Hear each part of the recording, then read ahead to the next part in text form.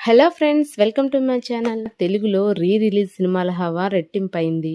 పాత classic హిట్లను 4K టెక్నాలజీతో కొత్తగా ముస్తాబు చేసి తిరిగి ప్రేక్షకుల ముందుకు తీసుకొస్తున్నాయి ఆయా చిత్ర బృందాలు. ఇప్పుడు ఈ కోవలో కొత్తగా జగదేక వీరుడు అతిలోక సుందరి మూవీ 3D శోభలద్దుకొని సినీ ప్రియుల్ని మురిపించేందుకు సిద్ధమవుతోంది.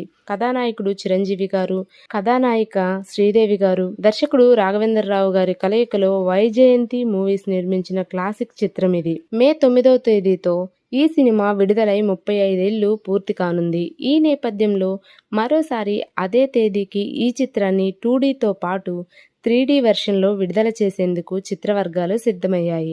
ఈ విషయాన్ని వైజయంతి సంస్థ సామాజిక మాధ్యమాల వేదికగా అధికారికంగా ప్రకటించింది. ఓ చక్కటి సోషియో ఫ్యాంటసీ కథతో భారీ విజువల్ వండర్లా ముస్తాబైన ఈ సినిమా అప్పట్లో బాక్సాఫీస్ ముందు భారీ విజయాన్ని అందుకుంది.